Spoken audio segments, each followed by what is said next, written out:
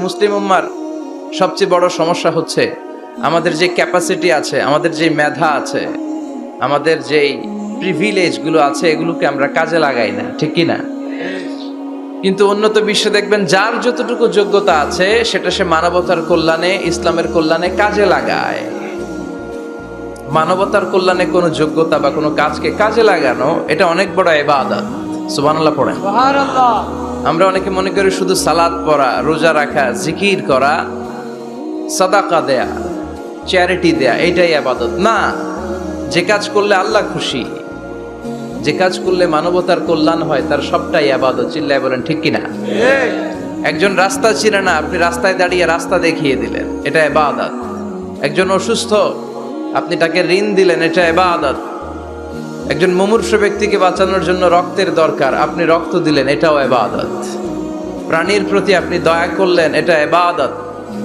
এজন্য প্রিভিলেজ গুলোকে কাজে লাগাতে হবে। বিষ্ণু বলেছেন ইগতানিম খামসান ক্বাবলা খামসিন, পাঁচটা জিনিস আসার আগে পাঁচটা জিনিসকে কাজে লাগাও। নাম্বার 1 হচ্ছে হায়াতাকা ক্বাবলা মাউতিক, মৃত্যু আসার আগে জীবনটারে কাজে লাগাও, ঠিক কি না? ঠিক। কথা বলেন। আমরা কে কবে মরবো জানি? কেউ জানি? কিন্তু মরবো যে এটা জানি, ঠিক কি না? মরবো এটা সুনিশ্চিত, কিন্তু কবে মরবো কারো জানা নাই। এজন্য মৃত্যু আসার আগে জীবনটাকে কাজে লাগাও। এবং in the day of judgement, কিয়ামতের কঠিন ময়দানে আল্লাহ কিন্তু জিজ্ঞেস করবেন তোমার জীবনটাকে তুমি কোন কাজে লাগিয়েছো। 2 নম্বরে বিষ্ণু ঈসা ইসলাম বলেছেন শাবাবাকা ক্বাবলা হারামিক, বার্ধক্য আসার আগে যৌবনকে কাজে লাগাও, ঠিক কি না? যুবকরা হচ্ছে শক্তির আধার, তাদের মধ্যে আছে প্রাণ ঢালা উচ্ছ্বাস, তাদের রক্ত গরম, তারা চাইলে অনেক কিছু করতে পারে, পারে না? কোটা বিরোধী আন্দোলন করতে পারে, তারা নিরাপদ সড়ক চাই আন্দোলন করতে পারে, তারা দুর্নীতিমুক্ত বাংলাদেশ গড়ার প্রত্যয় নিতে পারে। চিল্লায় বলেন ঠিক কিনা? এজন্য যুবকরা যদি জাগে, ভালো থাকবে বাংলাদেশ। যুবকরা যদি ইসলামের পক্ষে কাজ করে, বাংলাদেশটার রহমত আর বরকত দিয়ে সমৃদ্ধ করে দিবে কে? আল্লাহ। এজন্য যুবক ভাইয়েরা যারা আছে, তোমাদের এই সময়টা অনেক দামি সময়। কিয়ামতের দিন 7 শ্রেণীর লোককে আল্লাহ তাআলা তার আরশের নিচে ছায়া দিবে। এর মধ্যে এক শ্রেণীর মানুষ হচ্ছে শাবুন নাশাআ ফি ইবাদাতিল্লাহ, ওই যুবক যারা ইবাদতে সময় কাটিয়েছে, যারা তাদের অবসর সময়টা হিন্দি সিনেমা দেখে নাই, জি বাংলা দেখে নাই, স্টার জলসা দেখে নাই, রূপবানে নাচে কোমর দুলায়া, এগুলা দেখে নাই। তারা তাদের সময়টা আল্লাহর ইবাদতে কাজে লাগিয়েছে। ওই যুবকদেরকে কিয়ামতের ময়দানে আরশের নিচে ছায়া দিবে কে? অনেক যুবক আসছে আজকে, আলহামদুলিল্লাহ। আমাদের এই সময়টা ইসলামের পক্ষে কাজে লাগাতে হবে। রাজি আছো তো? সবাই রাজি আছো? কিন্তু দুর্ভাগ্যজনক হলেও সত্য, বাংলাদেশে যুবকদের চরিত্র নষ্ট করার জন্য, তাদের এইম নষ্ট করে দেওয়ার জন্য, তাদের ক্যারিয়ারগুলো নষ্ট করে দেওয়ার জন্য যা যা দরকার তার সব কিছুর বন্দোবস্ত বাংলাদেশে আছে না নাই? তাদের নৈতিক অবক্ষয়ের জন্য সবচেয়ে ভয়ঙ্করতম জিনিস হচ্ছে মাদক। বাংলাদেশে এটা নাই? হ্যাঁ, আছে। এই মাদকের সাথে মুসলমানের কোনো সম্পর্ক থাকতে পারে? সিগারেটের সাথে মুসলমানের কোনো সম্পর্ক থাকতে পারে? সিগারেটের অভ্যাস আমাদের নাই তো? হ্যাঁ, এটা কিন্তু জাহান্নামের খাবার। খেয়াল রাখবেন, সুগন্ধি, সুগন্ধি, this is the sign of paradise. সুঘ্রাণ, এটা হচ্ছে জান্নাতের আলামত। আর ধোঁয়া, এটা জাহান্নামের আলামত। কথা কন। ধোঁয়া কিসের আলামত? আগুন জ্বালাইলে কি ওঠে? ধোঁয়া ওঠে। সিগারেট খেলে কি ওঠে? পৃথিবীতে এই একটা মাত্র খাবার আছে যেটা টয়লেটে বসে খাওয়া যায়। কথা বলেন, খাওয়া যায় না? টয়লেটে বসে খায়। আর পৃথিবীতে এই একটা মাত্র খাবার, পণ্য, যেই পণ্যের উপরে লেখা থাকে সংবিধিবদ্ধ সতর্কীকরণ, স্মোকিং কজেস ক্যান্সার, ধূমপান কর্কট রোগের কারণ, মানে ক্যান্সার রোগের কারণ। তার মানে এই পণ্যটা খেলে ক্যান্সার হয়। পৃথিবীতে আর কোনো পণ্যের গায়ে এরকম লেখা থাকে না যে এটা খাইলে এই রোগ হয়। ফর এন এক্সাম্পল, বাজারে এক বিস্কুট আসছে। কি আসছে? এই বিস্কিটের গায়ে লেখা, এই বিস্কিট যদি কোনো বাচ্চা খায়, ওই বাচ্চা ডায়রিয়াতে মারা যাবে, উপরে লেখা। কিনবেন? কথা বলেন। কি বলবেন? তোর বিস্কুট তুই খা, তোর বলা মরুক। কথা বলেন। কিন্তু সিগারেট এমন একটা পণ্য যেটার গায়ে লেখা থাকে যে এটা খেলে মানুষ মরে, তারপরও মানুষ খায়। সিগারেট হয় টোবাকো প্ল্যান্টস থেকে, তামাক পাতা থেকে। কোত্থেকে? নাগাইশে আছে নাকি? তামাকের চাষ টাস কমে গেছে না? এটাতে আবার বেড়াটেরা দেয়া লাগে না, কারণ ছাগলও মুখ দেয় না। কথা বলেন তো, যেটাতে ছাগলও মুখ দেয় না, এটা কি মুমিন বান্দা মুখ দিতে পারে? জোরে বলেন। এই ধোয়ার কারণে আপনার লাংস শেষ হয়ে যাবে। লাং যেটা দিয়েছে আল্লাহ, ফুসফুস, এটা শেষ। এটার ভেতরে একটা পয়জন আছে, নিকোটিন। কি বলে? এই নিকোটিন আপনাকে শেষ করে দিবে। প্রতি বছর গোটা বিশ্বে এই নিকোটিনের কারণে হাজার হাজার মানুষ মরে যারা স্মোকিং করে। এজন্য স্মোকিং এর সাথে আমাদের কোনো সম্পর্ক থাকতে পারে? তো স্মোকিং তো অনেক পাতলা বিষয়। এখন স্মোকিং কে ছাড়িয়ে ইয়াবা, গাঞ্জা, মারিজুয়ানা, ফেন্সিডিল এগুলো আছে না নাই? এই যে কি একটা আসলো ইয়াবা, এটা পেঁয়াজের ভিতরেও পাওয়া যায়। মানে পেঁয়াজ ভেঙে এটার ভিতরে ইয়াবা নিয়ে আসে, আলু কাইটা ভিতরে ইয়াবা নিয়ে আসে, লাউয়ের ভিতরে ইয়াবা বইরা নিয়ে আসে। দেখা যায় লাউ কেটে দেখা যায় ইয়াবা আছে না নাই? এই ইয়াবা এতদিন ছিল ইউনিভার্সিটি লেভেলের ছেলেরা খেত, নেমে আসলো কলেজে, হাই স্কুলে, এখন প্রাইমারির ছেলেদের মধ্যেও ইয়াবা ঢুকছে।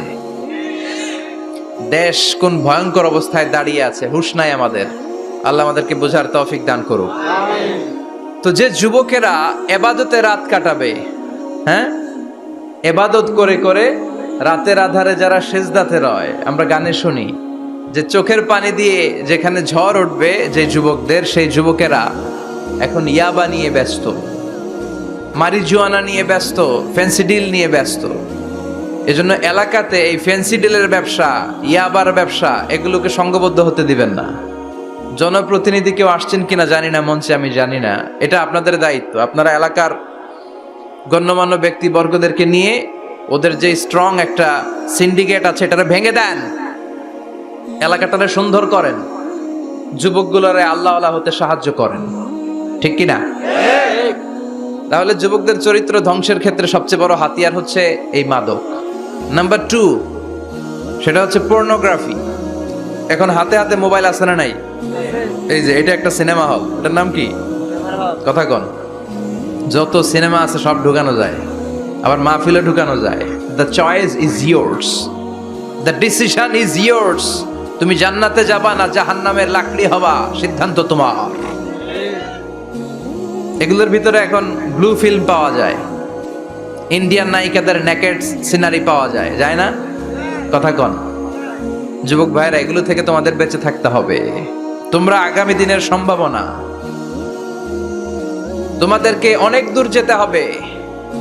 You have to make a very bright career for your society, for your family, for your country.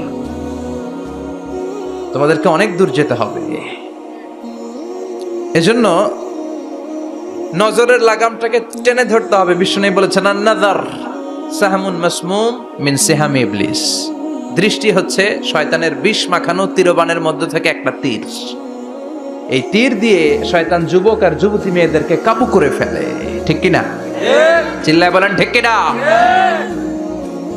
এজন্য নজরটাকে হেফাজত করতে হবে। Zee Bangla, star Jalsha, Kiranmala, Hindi cinema, naked film, blue film, এগুলোর সাথে কোনো মুসলমান যুবকের সম্পর্ক থাকতে পারে না। আমাদের দেশের ছোট্ট ছেলে মেয়েরা মসজিদে গেলে আমরা তাড়িয়ে দেই না? তুরস্কে একটা প্রজেক্ট নিয়েছে, যে ছোট্ট ছেলে মেয়েরা 40 দিন লাগাতার 40 দিন ফজরের সালাত জামাতে পড়বে। মসজিদ কর্তৃপক্ষ তাদের প্রত্যেককে একটা করে সাইকেল দিবে। এখন পোলাপানগো ভিড়ে মুরব্বীরা প্রথম কাতারে জায়গাই পায় না। সুবহানাল্লাহ কইবেন না? হোয়াট এ অ্যামেজিং প্রজেক্ট, কি সুন্দর ইনিশিয়েটিভ। আমরাও চাইলে নিতে পারি, ঠিক কিনা? এরপর খুব সম্ভবত কুয়েতে বা কাতারে মসজিদ কমিটি আরেকটা প্রজেক্ট নিয়েছে, সেটা হচ্ছে ফজরের সালাতে মুসল্লিদের সংখ্যা খুব কম। মসজিদ কমিটি ঘোষণা দিয়েছে, যারা ফজরের নামাজে আসবে না, ফজরের নামাজে যেই পুরুষরা আসবে না, অর্থাৎ তাদের স্ত্রীরা তাদেরকে ফজরের সময় ডেকে দেয় না, এজন্য মসজিদের ফান্ডিং এ, মসজিদের টাকা দিয়ে ওই পুরুষগুলোকে দ্বিতীয় বিবাহের ব্যবস্থা করে দেয়া হবে। কথা বুঝতে পারছেন? খরচ মোহরানা সব মসজিদ কমিটির। সেকেন্ড ম্যারেজ প্রজেক্ট, দ্বিতীয় বিবাহ প্রকল্প। এই ঘোষণা দেওয়ার পর থেকে এরপরের দিন মসজিদ প্যাক আপ। সারা রাত কোনো মহিলা ঘুমাই না। আল্লাহু আকবার পড়েন। তো এই ইনিশিয়েটিভ গুলো কিন্তু আমাদের নেওয়া দরকার। পরিবর্তন হতে শুরু করেছে। এখন digital Bangladesh. Now we are launching the satellite. So Bangladesh এখন অনেক এগিয়ে গিয়েছে। এখন তথ্য প্রযুক্তির যুগ। কোনটা সহি কোনটা দইফ একটা ক্লিকে আমরা পেয়ে যাই, ঠিক কি না? আমরা যারা বক্তা আমরাও কথা বলে সার পাই না। ধরে হুজুর রেফারেন্স কি বলেন, আছে না নাই? তার মানে গণসচেতনতা শুরু হয়েছে। এজন্য আমাদেরকে এই প্রজেক্ট নিতে হবে। এই যে মাহফিল এটা হয়েছে, এটা কি কোনো এক ব্যক্তির ফান্ডিং এ হয়েছে? কথা বলেন। একজন 10 লক্ষ দিয়েছে 2 দিন ব্যাপী মাহফিল, এরকম না। এটা সবাই মিলে করেছি। সবাই মিলে, এরকম সবাই মিলে যুবকদেরকে বাঁচাতে হবে। সবাই মিলে একসাথে আল্লাহওয়ালা হতে হবে। সবাই মিলে একসাথে জান্নাতে ঢুকতে হবে। না গাইছে সবাই যদি আমরা জান্নাতে থাকি ভালো লাগবে না? কিছু জান্নাতে কিছু জাহান্নামে ভালো লাগবে? আমরা জান্নাতে গেলে একসাথে যাব ইনশাআল্লাহ। কয় না? চিৎকার করে পড়েন ইনশাআল্লাহ। তাহলে যুবকদেরকে শেষ করেছে মাদক, এই মাদক থেকে বাঁচতে হবে। যুবকদেরকে শেষ করেছে পর্নোগ্রাফি থেকে বাঁচতে হবে। যুবকদেরকে শেষ করে দিয়েছে নোংরা ছাত্র রাজনীতি। আছে না নাই? টেন্ডারবাজি, চাঁদাবাজি, রাজনৈতিক দলগুলো এই যুবকদেরকে দিয়ে এই কাজগুলো করায়। ওনারা কিন্তু মাঠে নামে না। চিল্লায় বলেন। এই যে নির্বাচন পূর্ব সহিংসতা, এখানে গাড়ি ভাঙচুর, ওইখানে জ্বালাও পোড়াও, এখানে আগুন দাও, ওইখানে সন্ত্রাসবাদ, এগুলো সব যুবকদেরকে দিয়ে করানো হয়। এজন্য নোংরা রাজনীতির এই প্যানেলকে ভেঙে দেন আপনারা। সুন্দর রাজনীতির প্রচলন শুরু করেন। বরকত দিবে কে? আপনাদের একটা শক্ত সিদ্ধান্তই পারে বাংলাদেশকে সোনার মদিনার রাষ্ট্রে পরিণত করতে। চিল্লায় বলেন ঠিক কি না? তাহলে যুবকদের সবচেয়ে বড় সমস্যা কি? মাদক, তারপর পর্নোগ্রাফি, 3 নম্বরে নোংরা ছাত্র রাজনীতি, 4 নম্বরে লেট ম্যারেজ। আছে না নাই? কয় তুই নিজের পায়ে দাঁড়া। এতদিন কার পায়ে দাঁড়াইছে? কয় তুই নিজের পায়ে দাঁড়া আগে, তারপরে বিয়ে করবি। নো, টাইমলি ম্যারেজ ক্যাম্পেইন করতে হবে। যুবক হওয়ার সাথে সাথে সোসাইটির অর্থায়নে ওকে বিয়ের ব্যবস্থা করে দিতে হবে। বিষ্ণু ইসলাম বিয়েকে অনেক সহজ করেছেন, অনেক সহজ করেছেন। এক সাহাবী বলল, ইয়া রাসূলুল্লাহ বিয়ে করব। বিষ্ণু বললেন, হাল্লাকা সাদাক ইয়ানি মাহর, ডু ইউ হ্যাভ দ্য ডোরি? তোমার কি মোহর আছে? কারণ বিয়ে করলে তো মোহর দেয়া লাগবে। সাহাবী বলে, মোহর টোহর কিছু নাই। কি আছে? কয় আমার সে গরিব এই তল্লাটে কেউ নাই। বিষ্ণু বললেন, ও সাহাবী, কোরআনের কোন সূরা আছে কিনা তোমার কাছে? সাহাবী বলল, নবী কোরআনের অল্প কয়েকটা সূরা আমার মুখস্থ জানা আছে। এক যুবতী মেয়ে বলল, নবী আমি বিয়ে করব। বিষ্ণু বললেন, কোরআন জানো নাকি? যুবতী বলে, না কোরআন আমি জানি না। বিষ্ণু বললেন, আমার কাছে ভালো একখানা পাত্র আছে, বিয়ে পড়িয়ে দিলাম। আর মেয়েটাকে বলল, মা তোমার স্বামীর কোনো টাকা নাই, পয়সা নাই, মোহরানা দেওয়ার মতো কিচ্ছু নাই, তুমি কোরআন জানো না, কিন্তু তোমার স্বামীর সিনার ভিতরে কোরআন আছে। তোমার কোরআন জানা নাই, প্রতি রাতে তোমার স্বামী তোমাকে কোরআন শিখায়া দিবে, সূরাগুলো মুখস্থ করায়া দিবে। তোমাকে যে তোমার স্বামী কোরআন শিখায়া দিবে, এটাই হলো রে মা তোর বিয়ের মোহর। স্বামী তোমার টিচার, সে তোমাকে কোরআন শিখাই দিবে, এটা তোমার বিয়ের মোহর। সহজ হয়ে গেল না? কথা বলেন। সবচেয়ে বরকতময় বিয়ে ওই বিয়ে যেই বিয়েতে খরচ কম। শুনতেছেন? হ্যাঁ, আমলের নিয়তে শুনেন। চেঞ্জ লাগবে, পরিবর্তন আনতে হবে আমাদের। ওই বিয়েটা সবচেয়ে বরকতের বিয়ে যেই বিয়েতে মোহরানা কম, যেই বিয়েতে খরচ কম, যেই বিয়ের ভেতরে ধুমধাম কম। ওই বিয়েটারে বরকত দিয়ে পরিপূর্ণ করে দেয় কে? ফাতিমা রাদিয়াল্লাহু তাআলা আনহার সাথে সাইয়েদনা আলীর বিয়ে হলো। ফাতিমাকে যে বিষ্ণু বললেন, আলী আমার কাছে এসে তোমার কথা বলেছে, তুমি কি রাজি? ফাতিমা কোনো কথা বলে না। আবার জিজ্ঞেস করা হলো, কথা বলে না। ফাসাকাতাত, চুপচাপ। 3 বার বিশ্বনবী জিজ্ঞেস করলেন, 3 বারই চুপচাপ। আসুকুতু নিসফুর রিদা, মেয়েদের চুপ থাকা সম্মতির অর্ধেক। জোরে কোন ঠিক কিনা? কি লজ্জাবতী নারী, কিছু বলেই না। তার মানে বাবা যেটা ডিসাইড করবে ওইটাই। ফাতেমার সাথে সাইয়েদনা আলীর বিয়ে হয়ে গেল। সামান্য কিছু কাপড় পেয়েছেন, সামান্য কিছু দিরহাম পেয়েছেন, সামান্য কিছু মহারানার বিনিময়ে বিশ্বনবীর কন্যা সাইয়্যিদাতু নিসাই আহলিল জান্নাহ, সব নারীদের সর্দারিনী, যে ফাতেমা জান্নাতের দরজার ভেতরে ধাক্কা না দিলে কোনো নারী জান্নাতে প্রবেশ করতে পারবে না। সামান্য কিছু মহারানার বিনিময়ে বিয়ে হয়ে গিয়েছে। কোন সুবহানাল্লাহ। এজন্য বিয়েটারে সহজ করার দরকার আছে না নাই? রাজি আছেন তো? বিয়েটাকে সহজ করতে হবে। এরপরে আরেকটা সমস্যা হচ্ছে বিবাহ বহির্ভূত সম্পর্ক। এটাও যুবকদের মধ্যে এখন মহামারী আকার ধারণ করেছে। এখন গার্লফ্রেন্ড বয়ফ্রেন্ড আছে না নাই? সংক্ষেপে এগুলোর কি কয়? জিএফ, জিএফ আর বিএফ। নাগাইশে তো এগুলো ঢুকে নাই মনে এখনো? হ্যাঁ আছে, আছে। পিডায় আজকে সোজা করে দিয়ে দাম। গার্লফ্রেন্ড আছে কার কার দেখি?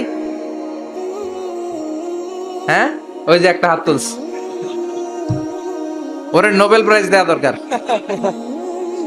যুবক ভাইয়েরা, এগুলো থেকে বেঁচে থাকতে হবে। তোমাদের এই উচ্ছ্বাস, তোমাদের এই শক্তি ইসলামের পক্ষে কাজে লাগাতে হবে। তাহলেই ওয়াশাবুন নাশা ফি ইবাদাতিল্লাহ, যেই 7 শ্রেণীর যুবক কিয়ামতের দিন আল্লাহর আরশের নিচে ছায়া পাবে, ওই যুবকদের অন্তর্ভুক্ত হওয়া যাবে। চিল্লায় বলেন ঠিক কিনা? আল্লাহ আমাদের যুবক ভাইদেরকে তুমি হেফাজত করো। তাহলে মৃত্যু আসার আগে বিশ্বনবী বললেন জীবন কাজে লাগাও, বার্ধক্য আসার আগে যৌবনকে কাজে লাগাও, অসুস্থ হওয়ার আগে সুস্থতাকে কাজে লাগাও। সুবহানাল্লাহ পড়েন। সুবহানাল্লাহ। এরপরে বিশ্বনবী বললেন দারিদ্রতার কষাঘাত আসার আগে ধনাঢ্যতাকে কাজে লাগাও। 5 নম্বরে সব শেষে বিশ্বনবী বললেন ব্যস্ত হয়ে যাওয়ার আগে অবসরকে কাজে লাগাও। এগুলোকে কাজে লাগাতে রাজি আছেন? সবাই রাজি আছেন তো? ইনশাআল্লাহ। রাজি আছেন সবাই? ইনশাআল্লাহ। আল্লাহ তুমি তৌফিক দাও। চিল্লায় পড়েন আমিন। আমিন। আর জোরে পড়েন আমিন। আমিন। 2 দিন ব্যাপী তাফসীরুল কোরআনের মাহফিল। আজকে প্রথম দিন। অনেকে কথা বলেছেন আজকে। কারি আব্দুল কাইয়ুম মিয়াজি চমৎকার কথা বলছিলেন, আল্লামা কবির আহমদ কথা বলেছেন। কালকে সকালে আবার মহিলা সমাবেশও আছে। নারীদেরকে কোরআনের কথা বেশি বেশি শোনানো দরকার। কেননা বিষ্ণু বলেছেন আর দুনিয়া কুল্লুহা মাতা ওয়া খায়রু মাতা'আদ দুনিয়া আল মারআতুস সালিহা। পৃথিবীতে যা দেখা যায় সব সম্পদ, সব কি? কথা বলেন। সব হচ্ছে অ্যাসেট, সব সম্পদ। আর এই সব সম্পদের মধ্যে সবচেয়ে দামি সম্পদ হচ্ছে সতী সাধী নারী। সুবহানাল্লাহ। বাড়িতে গিয়া সুবহানাল্লাহ। এই জন্য নারীদেরকে ইসলাম শিখাতে হবে, কোরআন শিখাতে হবে। আল্লাহ তুমি তৌফিক দাও। আমিন। উত্তর নাগাইশ জামে মসজিদ সংলগ্ন আজকের এই প্রোগ্রাম, যারা এই প্রোগ্রামের অ্যারেঞ্জ করেছেন তাদেরকে আমি আন্তরিক শুভেচ্ছা এবং মোবারকবাদ জানাই। আয়োজনে হচ্ছে হিলফুল ফুজুল ইসলামী যুব সংগঠন। মাশাআল্লাহ, হিলফুল ফুজুল আছে এখানে না? যেখানেই হিলফুল ফুজুল ওইখানেই বরকত, বেশি না কম? আল্লাহ তোমাদেরকে কবুল করুক। আমিন। এই যুবকদেরকে আল্লাহ সাইয়েদনা হামজার মতো, ওমরে ফারুকের মতো কবুল করে নিক। আমিন। আমরা আরো জোরে পড়ে আমিন। আমিন। আসুন আমরা ফরমালি আল্লাহকে থ্যাঙ্কস জানাই যে আল্লাহ তাআলা এত চমৎকার পরিবেশে আমাদেরকে শীতকালে এই প্রোগ্রামগুলোতে আসার বসার তৌফিক এনায়েত করেছেন। আসুন হৃদয় নিংড়ানো মনের সবটুকুন ভালোবাসাকে উজাড় করে দিয়ে সিংহ শার্দুলের মতো গর্জন করে আকাশ বাতাস প্রকম্পিত করে মন প্রাণ বুক মুখ একসাথে করে দেহের সবটুকুন শক্তি গলার মাঝ বরাবর এনে চিৎকার করে আমরা পড়বো কালিমাতুশ শুকর আলহামদুলিল্লাহ। সবাই পড়েন রব্বানা লাকাল হামদ রব্বানা হামদান কাসীরান হামদান কাসীরান তাইয়িবান তাইয়িবান মুবারাকান ফীহি মুবারাকান ফীহি ইয়া রাব্বি ইয়া রাব্বি লাকাল হামদু লাকাল হামদু কামা ইয়ানবাগি কামা ইয়ানবাগি লিজালালি ওয়াজহিকা লিজালালি ওয়াজহিকা ওয়া আযীমি সুলতানিকা আযীমি সুলতানিকা লাকাল হামদু বিল ঈমান লাকাল হামদু লাকাল হামদু বিল ইসলাম লাকাল হামদু বিল ইসলাম লাকাল হামদু বিল কুরআন। লাকাল হামদু বিল কুরআন। প্রশংসা করলাম কার? আল্লাহ। সব সময় প্রশংসা করবেন কার? আল্লাহ। খাওয়ার সময়, আল্লাহ। ঘুমানোর সময়, আল্লাহ। সিনেমা দেখার সময়।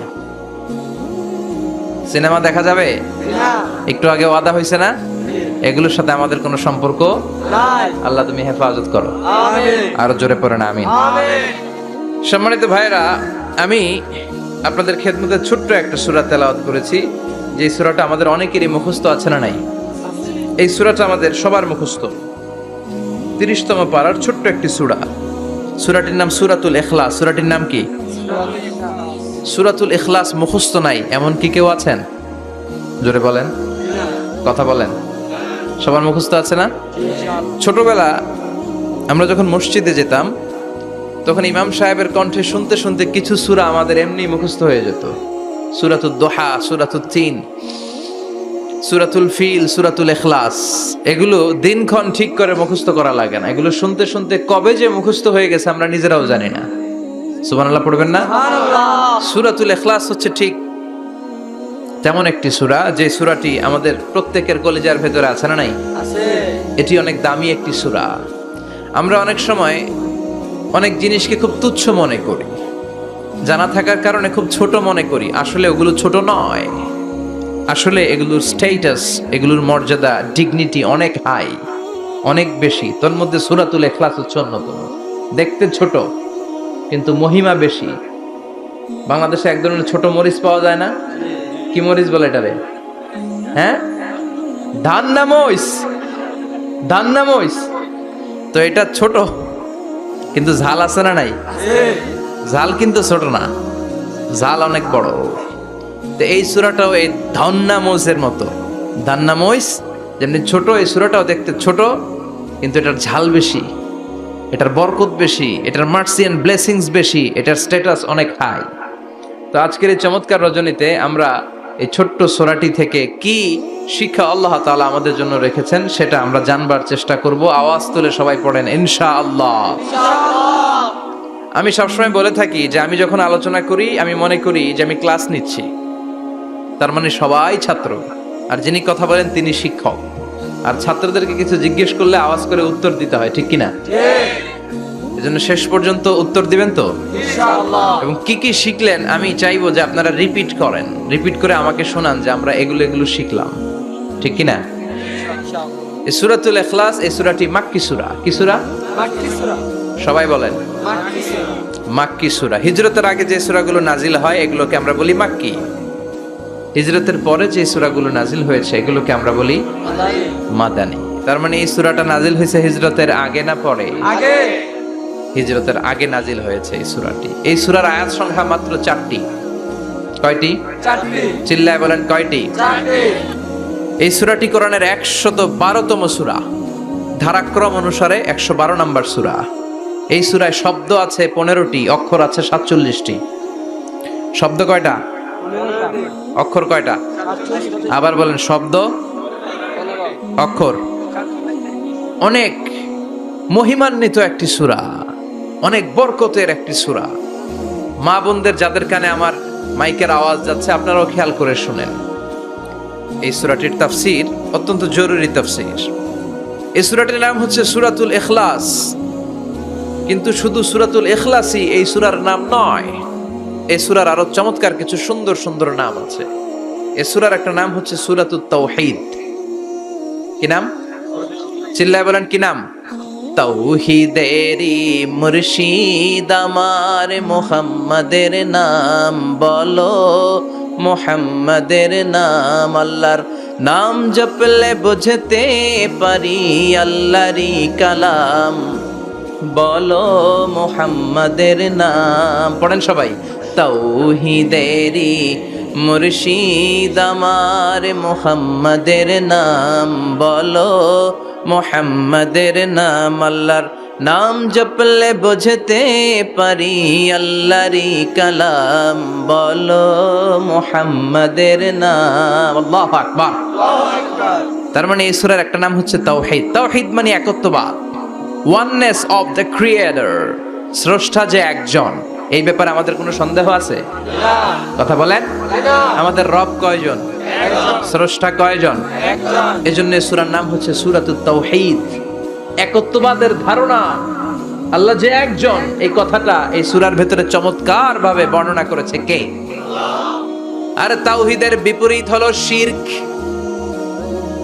শিরক হলো ভয়ঙ্করতম একটা রোগের নাম। ক্যান্সারের অ্যান্সার হয়, শিরকের কোনো অ্যান্সার হয় না। জোরে বলেন ঠিক কি না? এজন্য আমরা যত ইবাদত করার জন্য নিয়ত করি, আল্লাহ প্রথমে বলেন শিরক করো কিনা আগে সেটা বলো।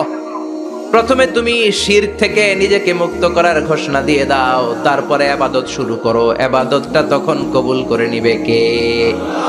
এজন্য আমরা যখন নামাজে দাঁড়াই আল্লাহ বলে শিরক করো নাকি, আমরা বলি ওয়াজ্জাহাতু ওয়াজহিয়া লিল্লাযী ফাতারাস সামাওয়াতি ওয়াল আরদা হানিফাও ওয়া মা আনা মিনাল মুশরিকিন। ওমা আনা মিনাল মুশরিকিন, আল্লাহ আমি শিরক করি না, শিরকের সাথে আমাদের কোনো সম্পর্ক।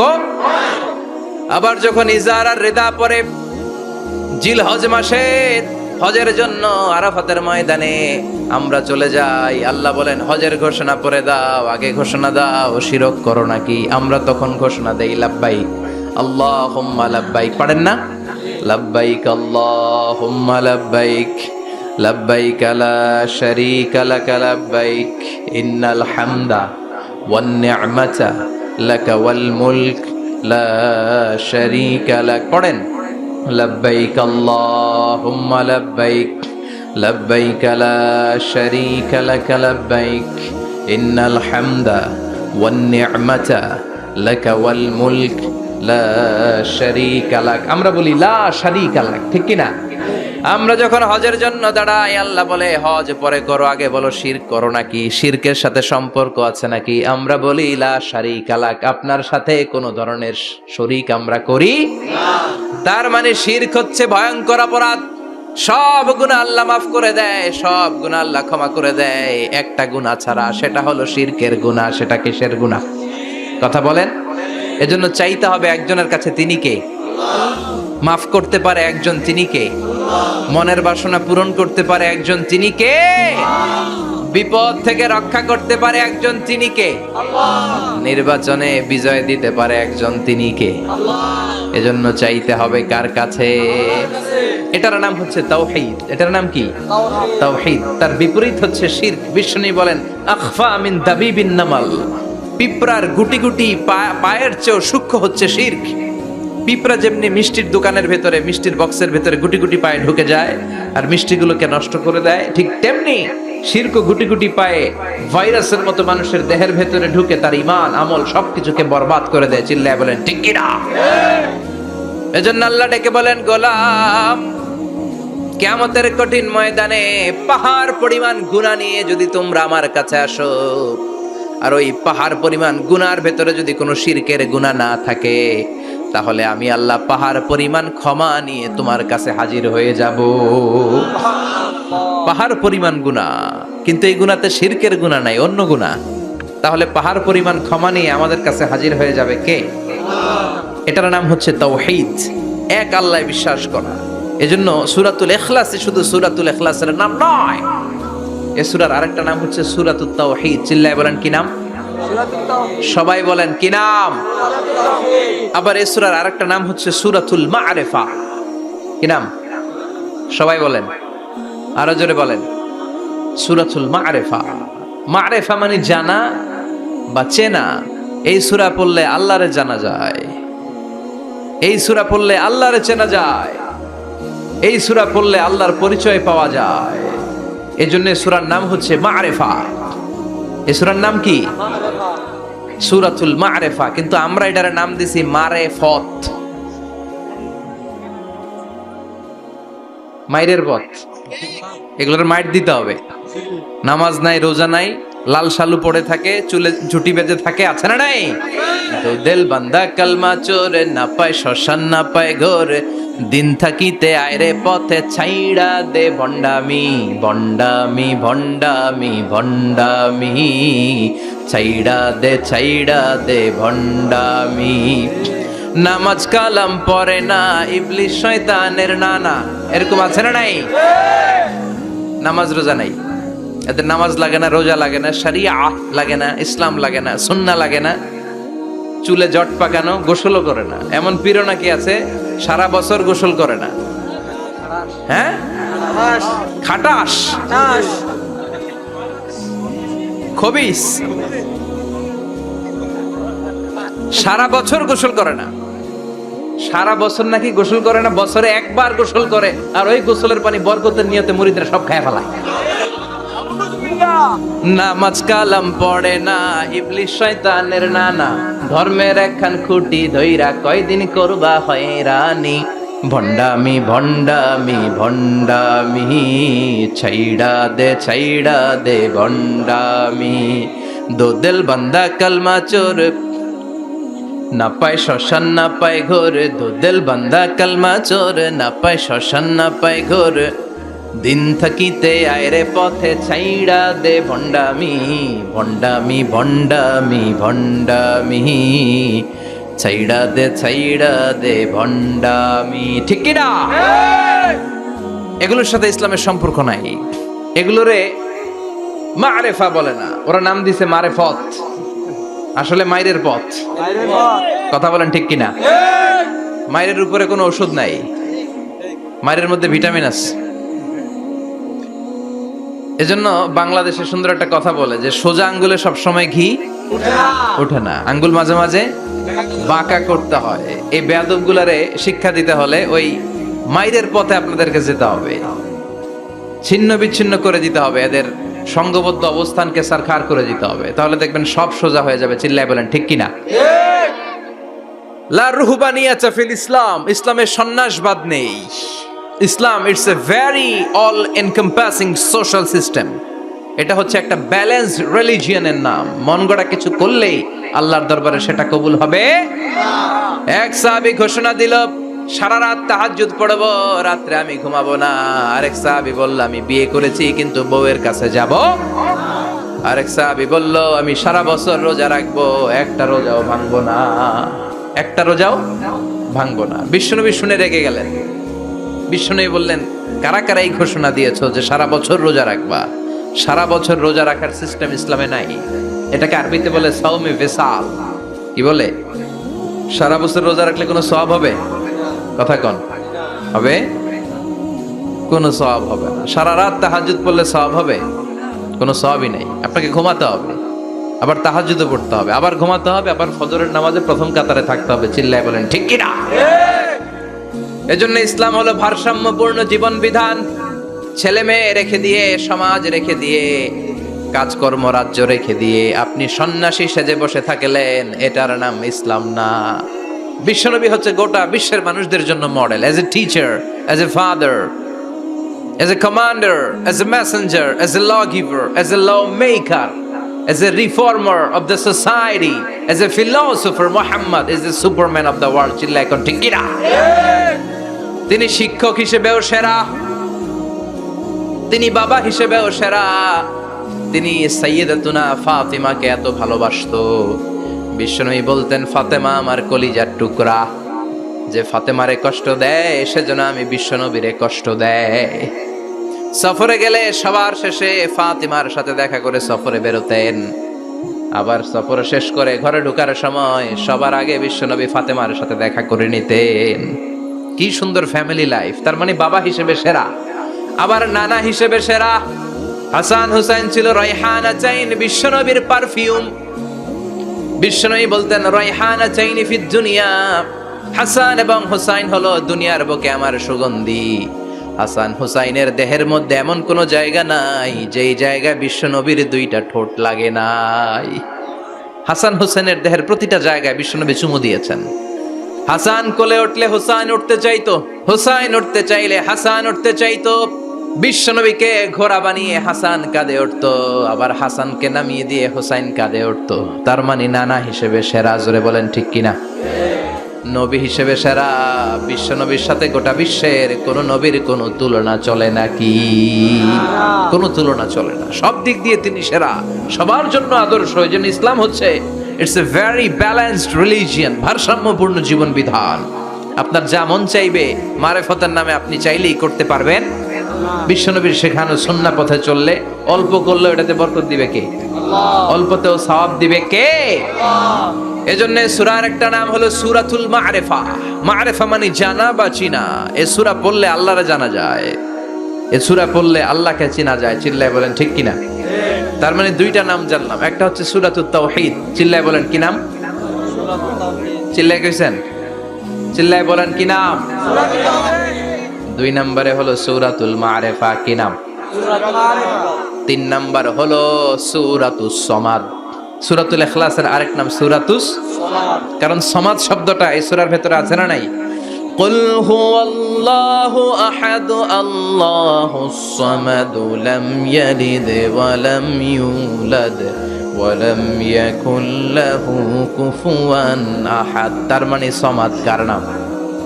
চিল্লায় বলেন। আল্লাহর নাম। সমাদ হচ্ছে আল্লাহর নাম। সমাদের বিপরীত হচ্ছে সনাম। সমাদ শব্দের বিপরীত কি? সনাম মানে মূর্তি। সনাম মানে কি? স্ট্যাচু। সনাম মানে মূর্তি। বিশ্বনবীর জামানায় এক লোক মূর্তির ইবাদত করত, মূর্তিটারে সব সময় আদর করত, মূর্তিটারে সব সময় ভালোবাসতো, সোহাগ করত, মূর্তির কাছে চাইতো, রাত্রিবেলা উঠে মূর্তির কাছে কেঁদে কেঁদে মনের দুঃখ বলতো আর জিকির করতো সনাম সনাম সনাম। আর সনামের বিপরীত কি? সমাদ। একদিন তার প্রিয় মূর্তিটাকে রেখে, তার কল্পিত খোদাটাকে রেখে সে বাজারে গেল। বাজার থেকে এসে দেখে তার মূর্তি গোসল করে দাঁড়ায় আছে, উপরে পানি, গোসল করা পানি। He thought it is the water of mercy and বারাকা। সে ভাবলো যেহেতু আমার খোদার গায়ের পানি, এটা রহমতের পানি হবে। কথা বলেন, খোদায় যদি গোসল করে খারাপ পানি দিয়ে করবে নাকি? কথা কয় না। এটা অনেক দামি পানি হবে, এটা নিশ্চয়ই বরকতের পানি হবে। He thought it is the water of mercy and blessings and water of rahmah। সে ভাবলো এটা রহমতের পানি, এই পানিকে তো এমনি মিস করা যায় না। যত রোগ আছে সব রোগের নিয়তে এখনই খাওয়া শুরু করে দেই। জিহ্বা দিয়ে চাটতে শুরু করেছে। Started to suck it, the water of baraka. When he started to suck it, he found the taste is little bit weird. The taste is bitter. স্বাদটা একটু কটা কটা লাগে, লোনা লোনা লাগে, টক টক লাগে।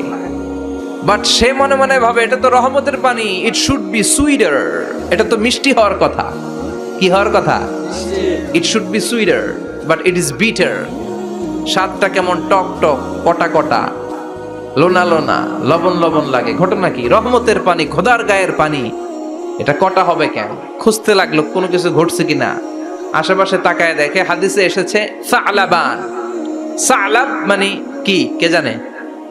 কুত্তা না, খ্যাকশিয়াল। আসলে কি? খ্যাকশিয়াল। আমরা বলে ফেলি যে কুকুর, আসলে দুইটা কুকুর সে দেখতে পেল, আর দেখলো এখনো রহমতের পানি পড়তেছে জায়গা দিয়ে জায়গা দিয়ে। রহমতের পানি ইজ ড্রপিং ডাউন, পানি পড়ছে এখনো। বুঝতে আর বাকি রইল না, আসলে এটা রহমতের পানি না, এটা গজবের পানি।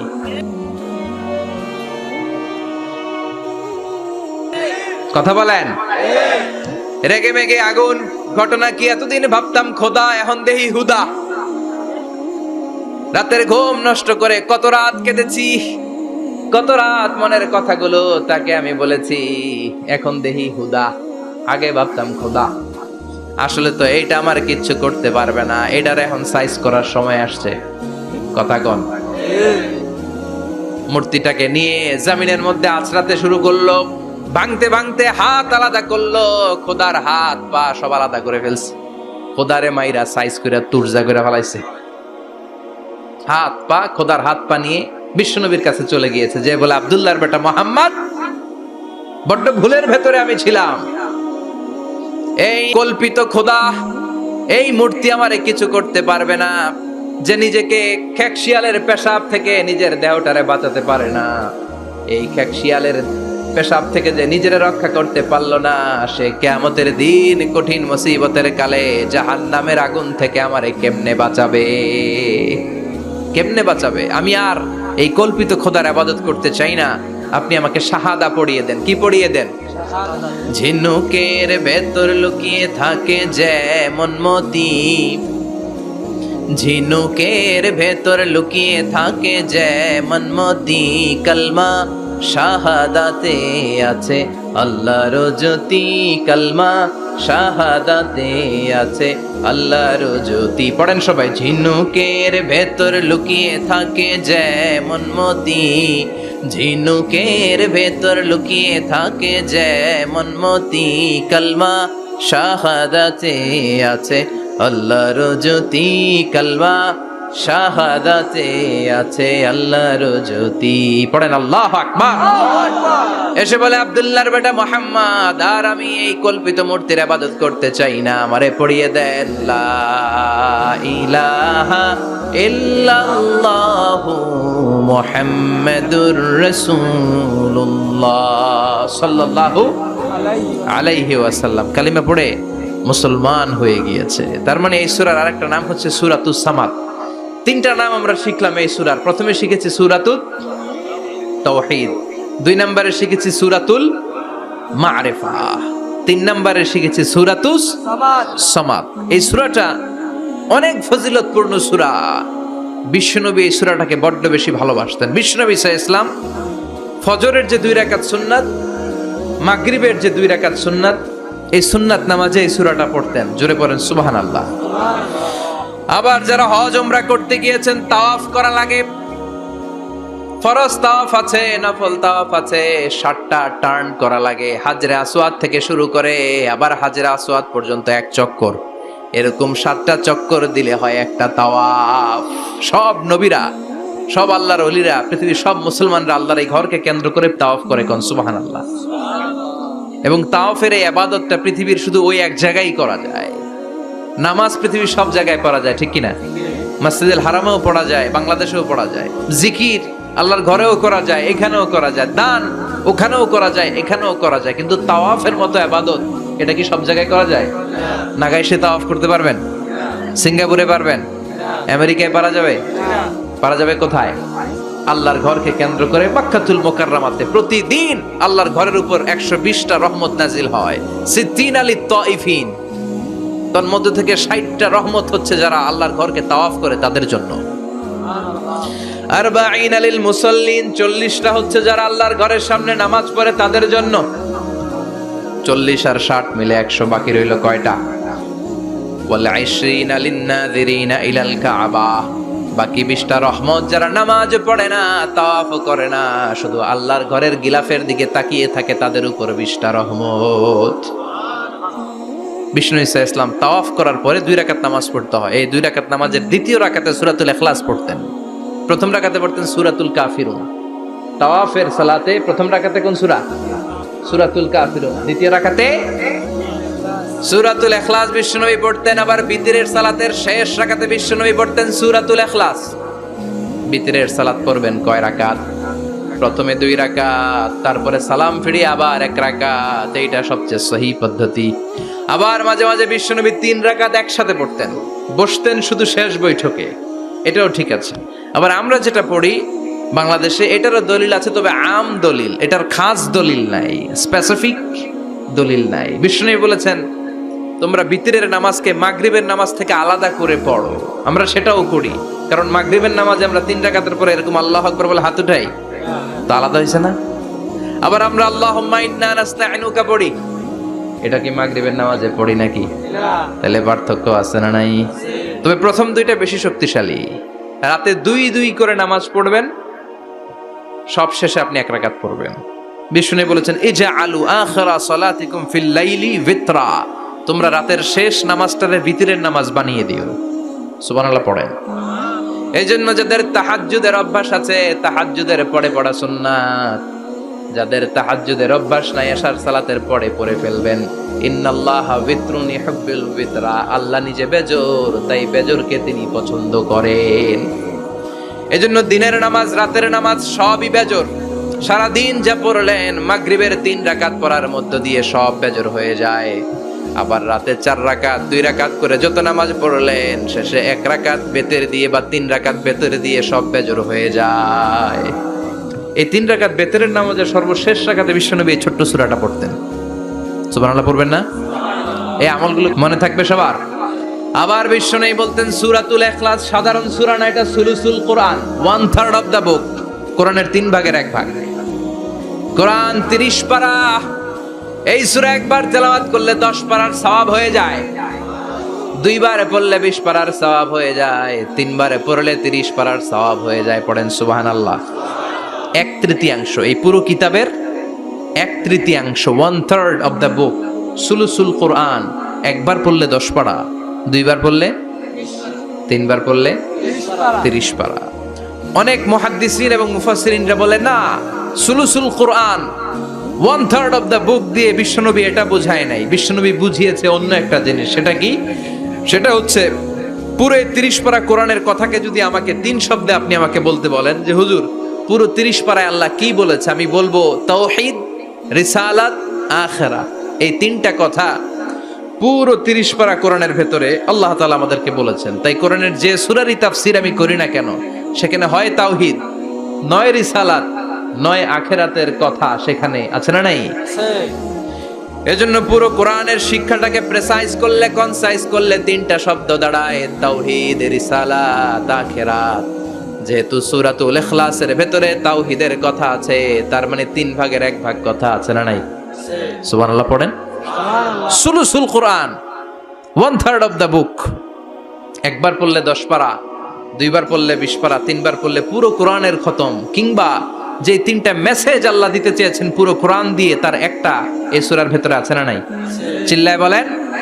আবার বিশ্বনবী মদিনাতে হিজরতের আগে কোবা পল্লীতে মসজিদ বানালেন, মসজিদে কোবা। হজ করতে গেলে, উমরা করতে গেলে লোকজন এই মসজিদটাতে বড্ড ভিড় করে।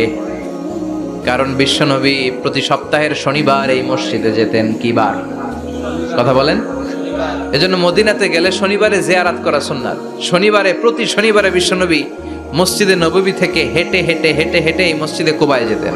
এবং বিষ্ণু বলেছেন যারা ঘর থেকে ওযু করে এই মসজিদে কুবায় যে 2 রাকাত নামাজ পড়বে, একটা কবুল উমরা হজের সওয়াব আল্লাহ তার আমলনামায় দিয়ে দিবে।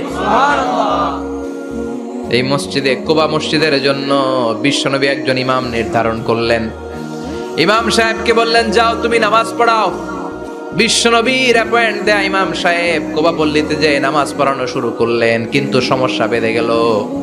তিনি মাগরিবের নামাজ, এশার নামাজ আর ফজরের নামাজ, মানে যেই নামাজে আওয়াজ করে কেরাত পড়তে হয়, কয় নামাজে আওয়াজ করে কেরাত?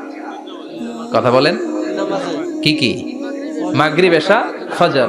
এই ইমাম সাহেব ইমামতির চান্স পেয়ে প্রতি রাকাতের নামাজে সূরা ফাতিহা পড়ার পরই সূরা ইখলাস দিয়ে নামাজ শুরু করে, তারপরে আরেকটা সূরা পড়ে। আবার দ্বিতীয় রাকাতে সূরাতুল ফাতিহা পড়ে, আবার সূরা ইখলাস।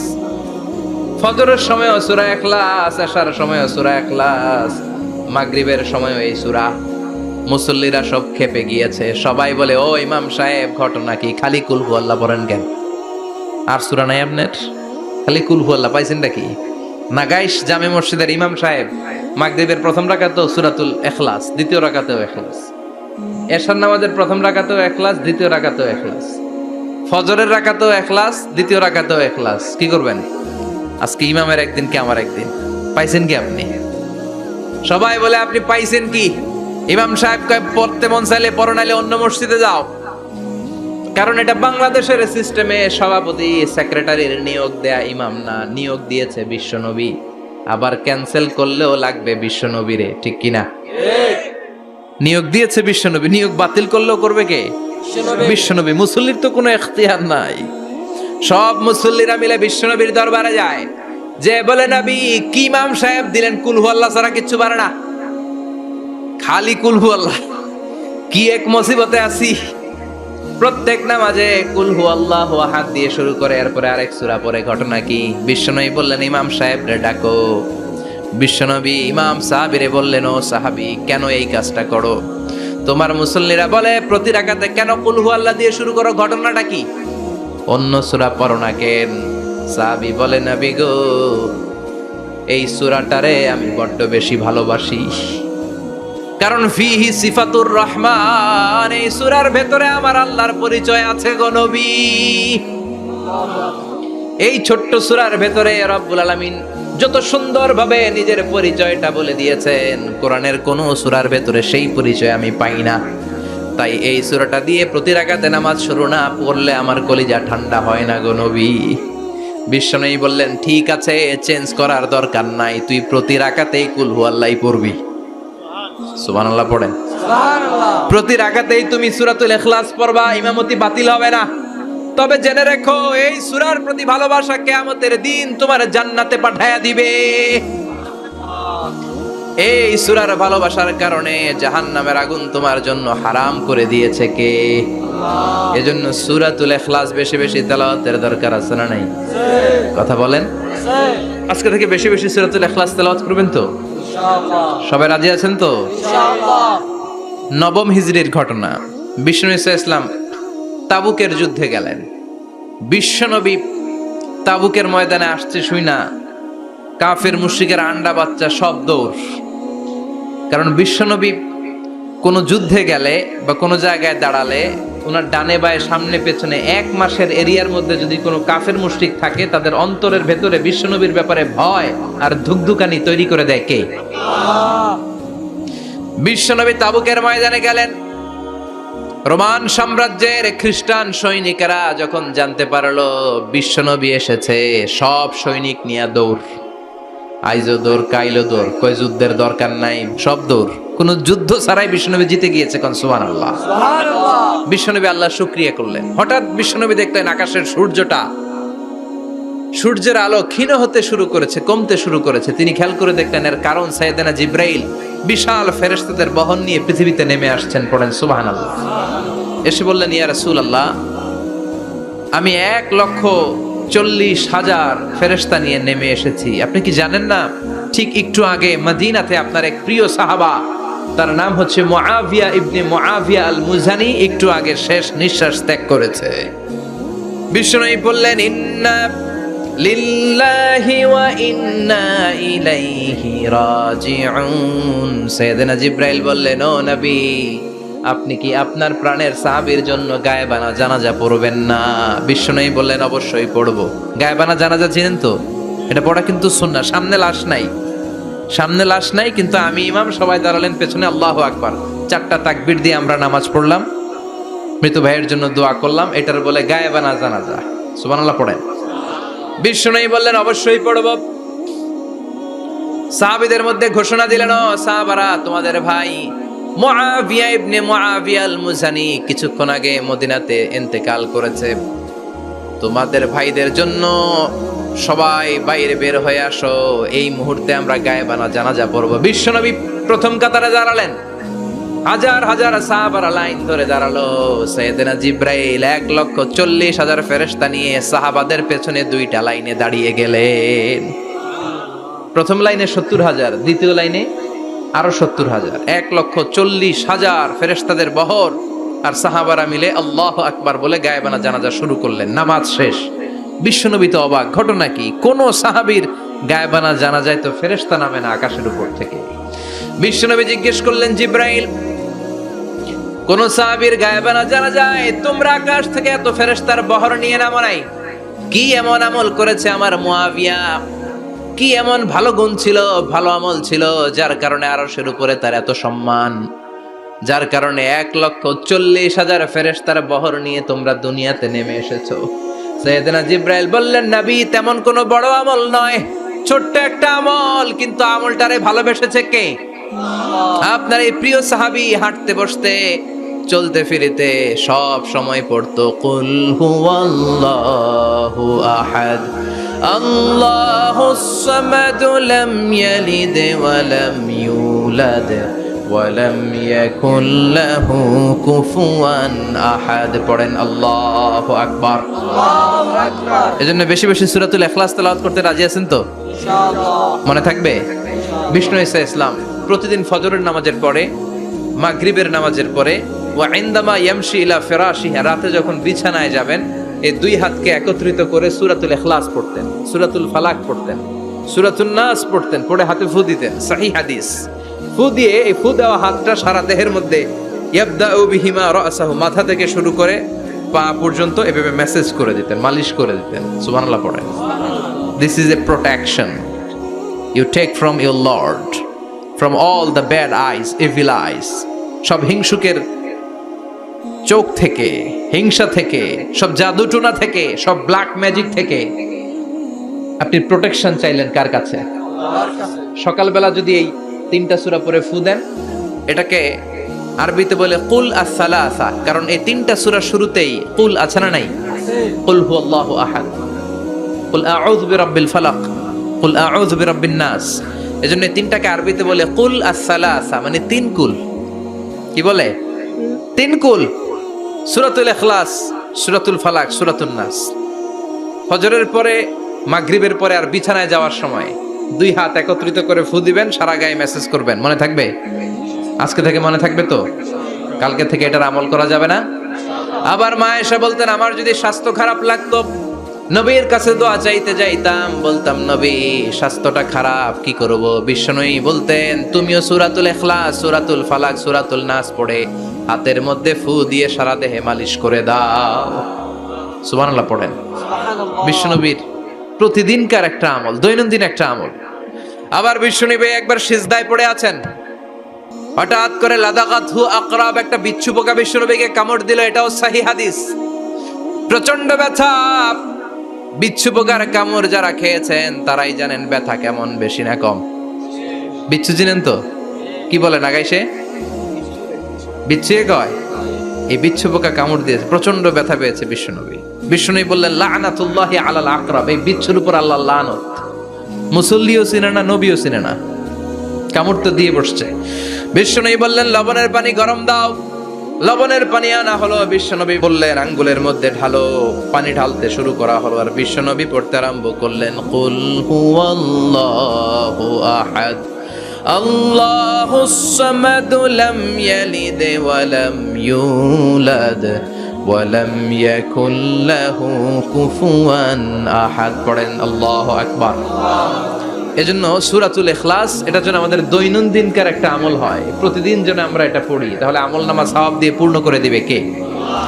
এই মাক্কি সূরাটি কেন এবং কোন সিচুয়েশনে, কোন পরিস্থিতিতে মক্কায় নাজিল হলো, তার একটা ব্যাকগ্রাউন্ড আছে। এটাকে বলে শানে নুজুল। কেন নাজিল হলো শুনতে মনে চায়? কষ্ট হচ্ছে না তো? আলোচনা কি কঠিন হচ্ছে না সহজ? আন্ডারস্ট্যান্ডেবল, বোধগম্য হচ্ছে? বোঝা যায় না? বোঝা যায়? আলহামদুলিল্লাহ পড়েন। মক্কার লোকেরা এসে বিশ্বনবীরে ধরলো, ইয়া মুহাম্মদ বাইয়িন লানা সাল্লাল্লাহু আলাইহি ওয়াসাল্লাম বাইয়িন লানা নাসাবা রাব্বিক। ও আব্দুল্লাহর বেটা মুহাম্মদ, তোমার রবের নসব নামা বর্ণনা করো। কি নামা? কথা কন। নসব নামা বুঝেন তো? কি? হ্যাঁ, বংশ পরিচিতি। মাশাআল্লাহ। নসব নামা মানে বংশ পরিচিতি, বংশধারা, বংশ তালিকা। যেমন আমার নাম মিজানুর রহমান, আব্বার নাম আলী আহমদ, দাদার নাম জাইনুল আবিদিন, তার বাপের নাম মাকরাম। এটা আমার বংশ পরিচিতি। তার মানে মিজানুর রহমান ইবনু আলী আহমদ ইবনু জাইনুল আবিদিন ইবনু মাকরাম, এটা আমার নসবনামা। আপনার নাম কি? জালালউদ্দিন ভাই। বাবার নাম এন্তাজালিব, এর বাবার নাম ভুলে গেছি। হ্যাঁ, ইনসাফ আলী, তার বাবার নাম হ্যাঁ ফেলাইছি। আমি তো কমপক্ষে 4টা বলছি নাকি? বিশ্বনবীর বাবার নাম আব্দুল্লাহ, তার বাবার নাম আব্দুল মুত্তালিব, তার বাবার নাম হাশেম, তার বাবার নাম আব্দে মানাফ, তার বাবার নাম কিলাব, তার বাবার নাম কুসাই, তার বাবার নাম মুররা, তার বাবার নাম গালেব, তার বাবার নাম ফেহের। এভাবে যেতে যেতে আদনান, যেতে যেতে ইসমাইল, যেতে যেতে তার বাবার নাম ইব্রাহিম, যেতে যেতে যেতে শীস আলাইহিস সালাম, তার বাবার নাম আদম আলাইহিস সালাম। 50 জেনারেশনস, 50টা বংশ পরিক্রমা আছে। 50টা বংশের ব্যবধানে বিশ্বনবী সাইয়েদনা আদমের সাথে মিলে গেছে। পড়েন সুবহানাল্লাহ। তার মানে মুহাম্মদ ইবনে আব্দুল্লাহ ইবনে আব্দুল মুত্তালিব ইবনে হাশেম ইবনে আব্দে মানাফ ইবনে কিলাব ইবনে মুররা, এইভাবে বিশ্বনবীর নসবনামা। কথা বুঝতে পেরেছেন? বিশ্বনবীর কাছে এসে মক্কার লোকেরা বলে, মুহাম্মদ বাইয়িন লানা নাসাবা রাব্বিক, তোমার আল্লাহর নসবনামাটা কও। তোমার আল্লাহর বাবার নাম কি? ওনার বাবার নাম কি? ওনার বাপের নাম কি? ওনার বাপের নাম কি? তার বাপের নাম কি? এরা মনে করছে আল্লাহর নসবনামা আছে। নাউজুবিল্লাহ পড়বেন না? ও মুহাম্মদ, সব সময় আল্লাহর কথা বলো, আল্লাহর দাওয়াত দাও, আল্লাহর সিজদা দিতে বলো, আল্লাহর জিকির করতে বলো, আল্লাহর নসবনামাটা শোনাও। আল্লাহর বাবার নাম কি? দাদার নাম কি? পরদাদার নাম কি? বিশ্বনবী রেগে গেলেন। সাইয়েদনা জিব্রাইল বললেন, ও নবী রাখবেন না, রেগে যাওয়ার দরকার নাই। ওদের প্রশ্নের উত্তর দেওয়ার জন্য ছোট্ট একটা সূরা আরশের উপর থেকে নাজিল করেছে কে? ও নবী, ওদের মুখের উপরে আপনি শক্ত ভাষায় বলে দেন, আল্লাহর কোনো নসবনামা নাই, আল্লাহর বাবা দাদা কিচ্ছু নাই। আপনি পড়েন, কুল হুয়াল্লাহু আহাদ আল্লাহুস সামাদ লাম ইয়ালিদ ওয়া লাম ইউলাদ ওয়া লাম ইয়াকুল লাহু কুফুয়ান আহাদ। পড়েন সুবহানাল্লাহ। সুবহানাল্লাহ। কুল হুয়াল্লাহু আহাদ। ও নবী, আপনি বলেন, তিনি হলেন আল্লাহ, তিনি হলেন আহাদ, একক, একক। আল্লাহুস সামাদ, তিনি অমুখাপেক্ষী। লাম ইয়ালিদ ওয়া লাম ইউলাদ, জন্ম দেয় নাই, কারো কাছ থেকে জন্ম নেয়ও নাই। ওয়া লাম ইয়াকুল লাহু কুফুয়ান আহাদ, গোটা বিশ্বে তার মতো কেউ নাই, তিনি তার মতো। কাফিররা তো টাসকি খেয়ে গেছে। সুবহানাল্লাহ পড়েন। আবার এর শানে নুজুলে আরেকটা বর্ণনা পাওয়া যায়। মুশরিকরা এসে বলল, ইয়া মুহাম্মদ বাইয়িন লানা জিনসা রাব্বিক, তোমার রব কি দিয়ে তৈরি বলো।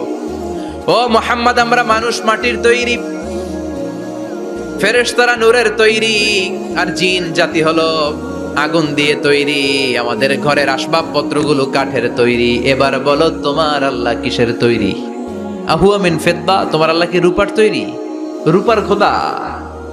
আহুয়া মিন যাহাব, নাকি সোনার খোদা, স্বর্ণ দিয়ে বানানো আল্লাহ? আহুয়া মিন খাশাব, নাকি কাঠ দিয়ে বানানো তোমার আল্লাহ? কি দিয়ে বানানো বলো। বিশ্ব নবীর কাছে তখন জিব্রাইল আয়াত নাজিল করলেন আর বললেন, নবী, ওদের প্রশ্নের জবাব আপনি এই সূরা দিয়ে পড়েন আর বলেন, কুল হুয়াল্লাহু আহাদ আল্লাহুস সামাদ লাম ইয়ালিদ ওয়া লাম ইউলাদ ওয়া লাম ইয়াকুল লাহু কুফুয়ান আহাদ। পড়েন সুবহানাল্লাহ। এই ব্যাকগ্রাউন্ড ফজিলত সব শুনে সূরাটা একটু নরম হয়ে আসছে না? এখন নরম নরম লাগে না? মনে হয় যে বুঝতেছি, মনে হচ্ছে যে সহজ হয়ে গেছে, ঠিক কিনা? এবার দেখেন অর্থ আরো সহজ। আল্লাহ বললেন, কুল, কুল মানে বলো। কোরআনের যত জায়গায় কুল পাবেন, রব্বুল আলামিন তার পেয়ারা হাবিবকে অর্ডার করছেন, কুল মানে বলো, সে, ও মাই মেসেঞ্জার, সে, বলো। কুল মানে কি? বলো। কুল মানে বলো। হে নবী, আপনি বলেন, হুয়াল্লাহ, তিনি হচ্ছেন আল্লাহ, আর তিনি হচ্ছেন আহাদ, অদ্বিতীয়, এক এবং একক, অদ্বিতীয়। তাহলে প্রথমে বলতে বললেন, ও নবী, আমার সব পরিচয় দেওয়ার আগে আগে নামের পরিচয় দেন। জোরে কোন ঠিক কিনা?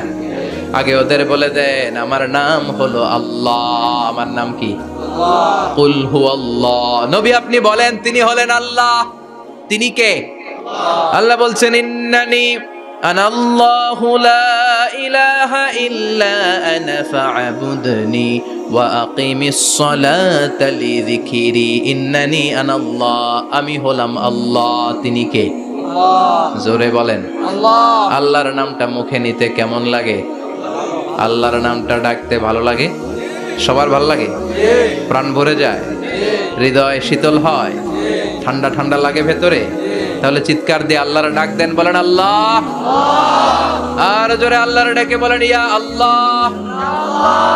গলা ফাটিয়ে ডাক দেন, বলেন আল্লাহ।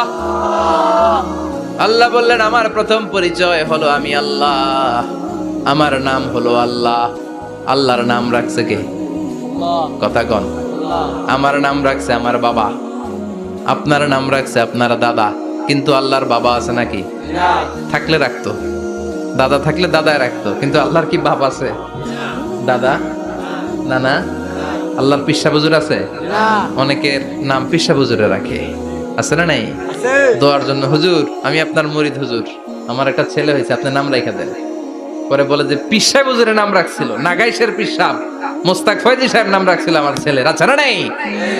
আল্লাহর এরকম পীর সাহেব আছে নাকি? আল্লাহর দাদা বাবা আছে নাকি?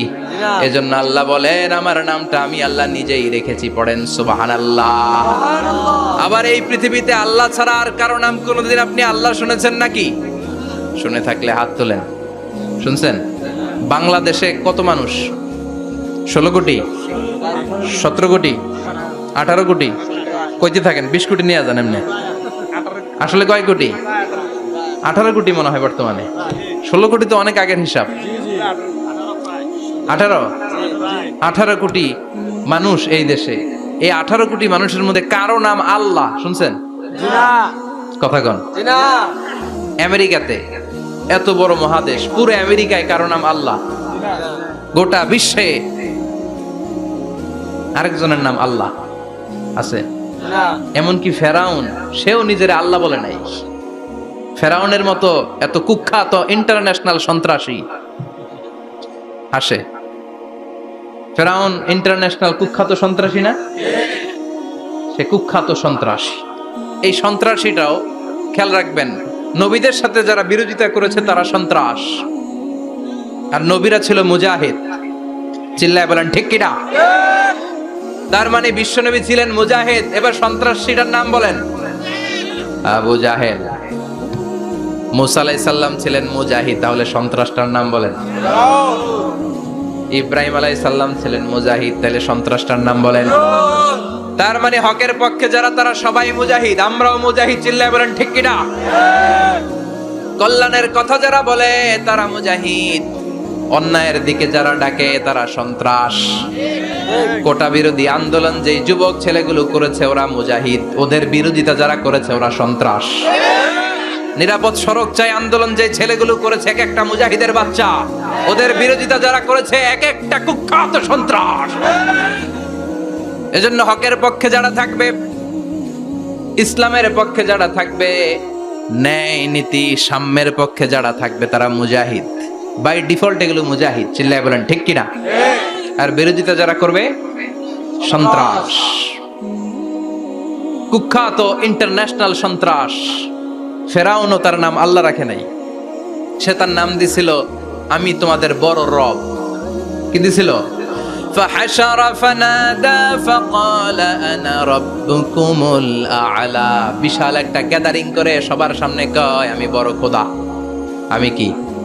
আমি বড় খোদা, রব্বুকুমুল আ'লা, তোগো বড় রব, কিন্তু আমি আল্লাহ। এটা কইছে? কথা বলেন।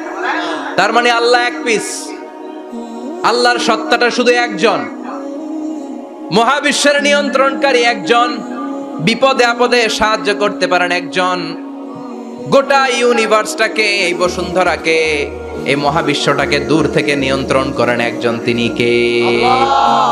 এজন্য আল্লাহ বলেন গোলাম আমারে আল্লাহ বলে ডাকো কিংবা রহমান বলে ডাকো, কোনো সমস্যা নাই। সুবহানাল্লাহ। বলে দে আল্লাহ আও ইদউর রহমান আইয়াম্মা তাদউ ফালাহুল আসমাউল হুসনা। আমারে আল্লাহ বলে ডাকো কিংবা রহমান বলে ডাকো, আমি কিন্তু মাইন্ড করি না। আল্লাহ মাইন্ড করে? কথা কন। ওনারে আল্লাহ বললেও উনি খুশি, ওনারে রহমান ডাকলেও। ওনার অনেকগুলো সুন্দর সুন্দর নাম আছে, তাহলে বোঝা গেল আল্লাহ হচ্ছে ওনার জাতি নাম। কি নাম? কথা বলেন। আরো সিফাতি নাম আছে, সুন্দর সুন্দর আরো 99টা নাম আছে না নাই? বিশ্বনবী বলেন ইন্নালিল্লাহি 99 ইসমা। আল্লাহ নাম ছাড়া আল্লাহর আরো 99টা চমৎকার চমৎকার নাম আছে। মান আহসাহা দাখালাল জান্নাহ। যেই নামগুলো সিনার ভিতরে রাখবে জাহান্নামের আগুন তার জন্য হারাম করে দিবে কে? তার মানে বোঝা গেল ওনার আসল নাম আল্লাহ। চিল্লায় বলেন আসল নাম কি? আল্লাহ। আরো জোরে বলেন আসল নাম কি? আল্লাহ। আবার আল্লাহ নামটা এত মজার নাম, এই নামের 4টা অক্ষর, প্রতিটা অক্ষর যদি আলাদা করেন কোরআনের পরতে পরতে পরিচয় আছে না নাই? আল্লাহ লিখতে কয়টা অক্ষর? সবাই বলেন। আলিফ লাম লাম হা। সবাই বলেন আলিফ আলিফ। আরো জোরে আলিফ আলিফ লাম লাম হা। আল্লাহ দিয়ে আল্লাহ কোরআনের পরিচয় দিয়েছেন। আল্লাহু নূরুস সামাওয়াতি ওয়াল আরদি মাসালু নূরিহি কামিশকাতিন ফিহা মিসবাহ। সুবহানাল্লাহ। এবার আলিফ লাম লাম হা, আলিফ বাদ দিলে থাকে লিল্লাহ। লিল্লাহ দিয়ে পরিচয় আছে না নাই? লিল্লাহি মা ফিস সামাওয়াতি ওয়া মা ফিল আরদি ওয়া হুয়া বিকুল্লি শাইইন আলিম। এবার লামটা যদি কেটে দেন থাকে লাহু। লাহু দিয়ে কোরআনে পরিচয় আছে না নাই? একটা দুইটা? কথা বলেন। লাহুল মুলকু ওয়া লাহুল হামদু ওয়া হুয়া আলা কুল্লি শাইইন কাদির। এবার লাহুর লামও যদি বাদ দিয়ে দেন থাকে হু, হু দিয়ে কোনো পরিচয় টরিচয় নাই, এটা দিয়ে পরিচয় আছে। পড়েন হু আল্লাহুল্লাযী লা ইলাহা ইল্লাহু আলিমুল গায়বি ওয়াশ শাহাদাতি হুয়ার রহমানুর রহিম। চিল্লায় পড়েন আল্লাহু আকবার। আল্লাহু আকবার। আর জোরে আল্লাহু আকবার। আল্লাহু আকবার। আবার এই নামটা এমন নাম যে নাম আমরা বিপদে পড়লে জপি। পেটে ব্যথা হলে ডাকি কারে?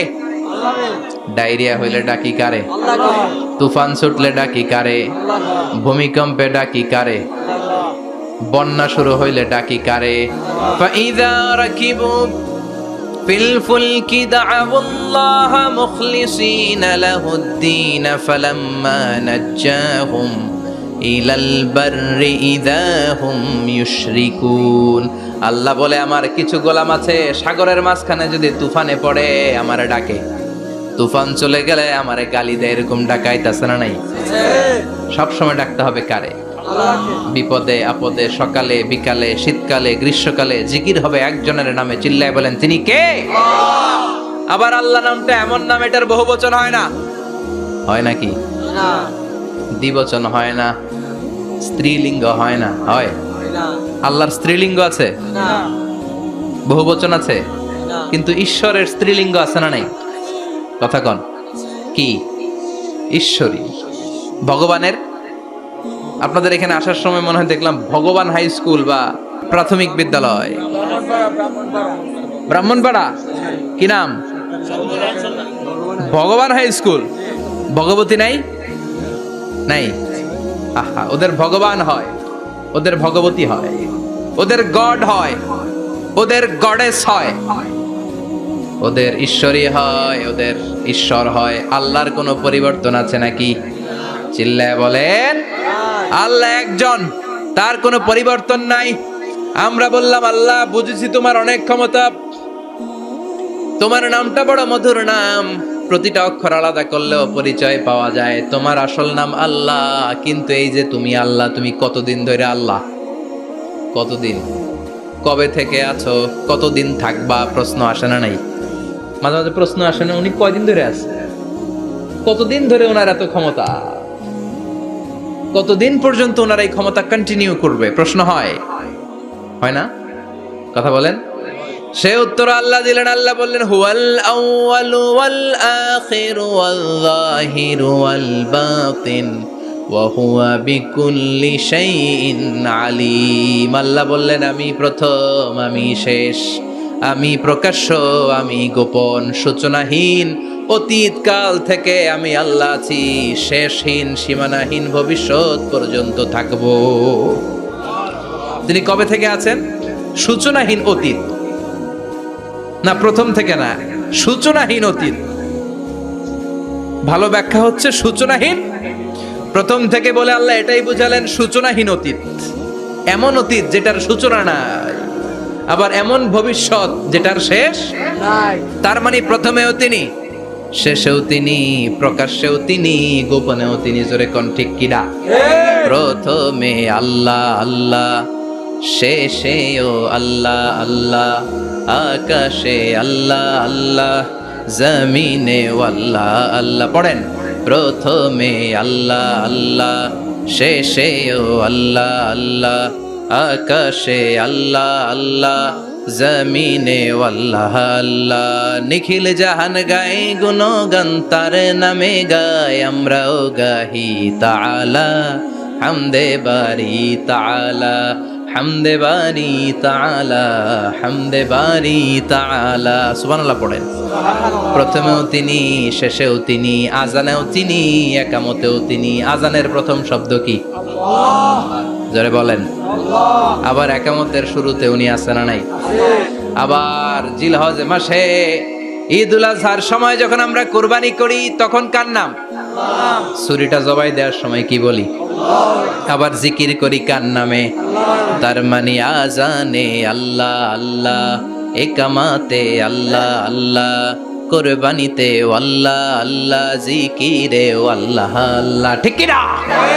বলেন আজানে আল্লাহ আল্লাহ, একামাতে আল্লাহ আল্লাহ, কোরবানিতে আল্লাহ আল্লাহ, জিকিরে আল্লাহ আল্লাহ, নিখিল জাহান গায়ে গুণগান, তার নামে গায় আমরাও গাহি তাআলা, হামদে বারি তাআলা, হামদে বারি তাআলা, হামদে বারি তাআলা। চিল্লায় পড়েন আল্লাহু আকবার, আর জোরে আল্লাহু আকবার।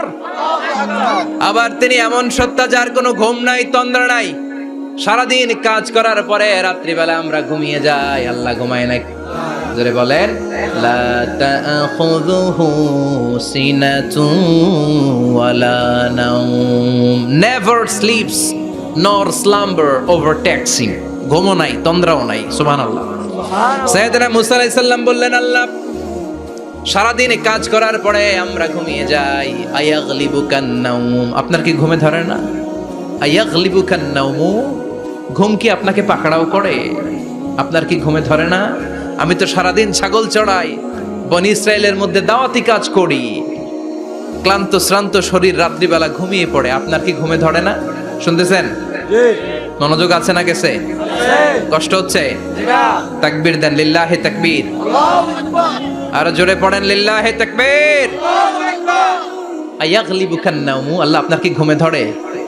আল্লাহ বললেন, মুসা তুর পাহাড়ের উপরে দাঁড়াও, দুইটা গ্লাসের ভেতরে পানি নাও, পানি নিয়ে তুর পাহাড়ের উপরে ঠায় দাঁড়িয়ে থাকো।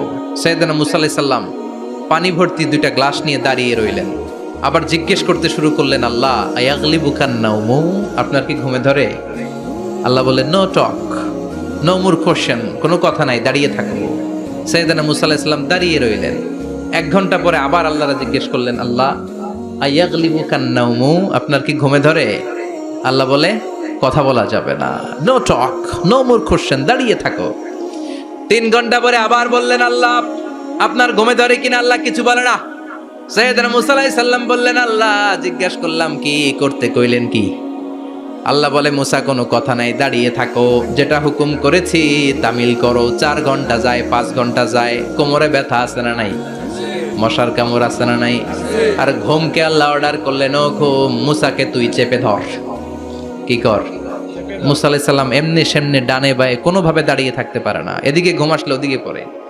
5 ঘন্টা পরে কাত হয়ে জমিনে পড়ে যায়, ঘুমের ধাক্কায় কাত হয়ে জমিনে পড়ে যায়, গ্লাসগুলো ভেঙে ভেঙে খান খান হয়ে যায়।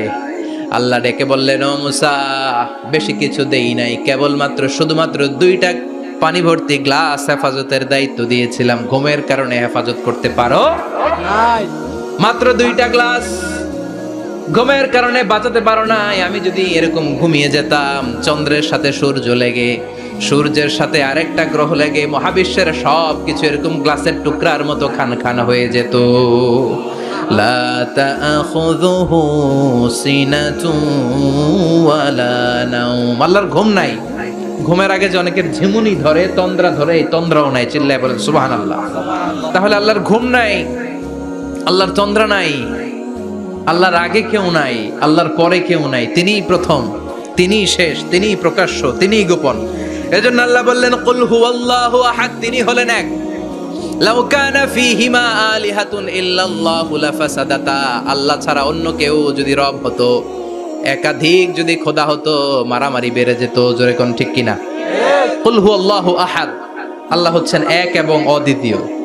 তিনি একক, তিনি অদ্বিতীয়, তার কোনো শরীক নেই, তিনি আহাদ। তার নাম হচ্ছে আহাদ। তার নাম কি? কথা বলেন। আহাদ মানে একক, যার ক্ষমতায় কোনো ভাগাভাগি নাই। আল্লাহ যদি 2 জন হইতো সুবিধা হইতো না অসুবিধা? অসুবিধা। কথা বলেন। অসুবিধা। এক আল্লাহ বলতো, তুমি এইভাবে করেছো এতদিন, আমারও ক্ষমতা আছে, আমি ওইভাবে শুরু করে দিব। তুমি সকালবেলা পূর্ব দিক থেকে সূর্য উঠাও, কালকে থেকে আমি পশ্চিম দিক থেকে সূর্য উঠাবো। ঝামেলা আছে না নাই? তার মানে ঝামেলা বেড়ে যেত। আমাদের বাংলাদেশে 2টা পরিবার, তাই না? ক্ষমতায় হয় ওনারা, নয় ওনারা। বুঝতেছেন? কষ্ট হচ্ছে মনে হয়। হয় ওনারা, নয় ওনারা। এই 2টা না হয়ে যদি একটা হইতো, এক রাজা। আমগো রাজা কয়জন? কথা কন। বাংলাদেশের রাজা একজন, তাহলে মারামারি হইতো, হরতাল, ঠেলাঠেলি, গদিলে কিলা গেলি, শান্তির বাংলাদেশ হতো। ঠিক কিনা?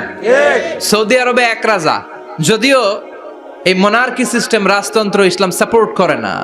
ওদের অনেক অপকর্ম আছে, তারপরেও আমাদের দেশের চেয়ে সুখ শান্তি বেশি না কম? কারণ রাজা কয়জন? এজন্য আল্লাহ বললেন আমি হলাম এক রাজা, মহারাজা, আমার নাম আহাদ। আমার নাম কি? এজন্য আল্লাহ বললেন কুল হুয়াল্লাহু আহাদ আল্লাহুস সামাদ লাম ইয়ালিদ ওয়া লাম ইউলাদ ওয়া লাম ইয়াকুল লাহু কুফুয়ান আহাদ। পড়েন সুবহানাল্লাহ। এরপর আল্লাহ বললেন আল্লাহুস সামাদ, আমি অমুখাপেক্ষী, মানে আমি কারো কাছে চাই না। আল্লাহ কারো কাছে চায় নাকি? আমরা চাই কার কাছে? আল্লাহর কাছে। কথা বলেন। আল্লাহর কাছে। আমরা বিপদে পড়লে ডাকি কারে? আল্লাহ ডাকে কারে? আল্লাহ কাউরে ডাকে? কারণ অমুখাপেক্ষী, অফুরন্ত ধনভাণ্ডারের মালিক। পৃথিবীর সব মানুষগুলো যদি এক ময়দানে দাঁড়ায়, তাদের যত চাহিদা আছে সব যদি আল্লাহরে বলে, আল্লাহ গাড়ি দাও, বাড়ি দাও, নারী দাও, ক্ষমতা দাও, এটা দাও, সেটা দাও, সব যদি আল্লাহর কাছে চাইতে শুরু করে, আল্লাহ যদি সবও দিয়ে দেয়, তারপর ওনার ধনভাণ্ডারের 1 ইঞ্চিও কমবে না। আরো জোরে পড়েন সুবহানাল্লাহ। এজন্য তিনি হলেন সামাদ। আমরা সবাই আল্লাহর কাছে ঠেকা, কিন্তু তিনি কারো কাছে ঠেকা না।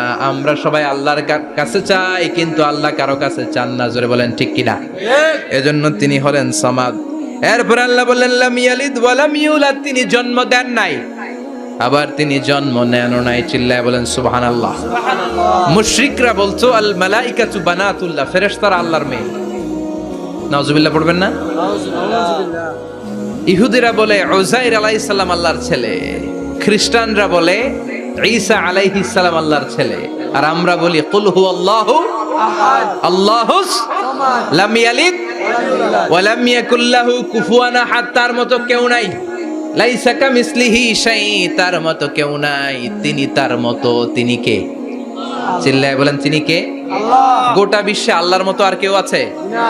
ক্ষমতায় তার সমান কেউ আছে? মর্যাদায় তার সমান কেউ আছে? তিনি যে কত বড় দাতা, তার মতো দাতা মহাবিশ্বে কেউ আছে? এজন্য চাইতে হবে একজনের কাছে, তিনি কে? আল্লাহ। চিল্লায় বলেন তিনি কে? আল্লাহ।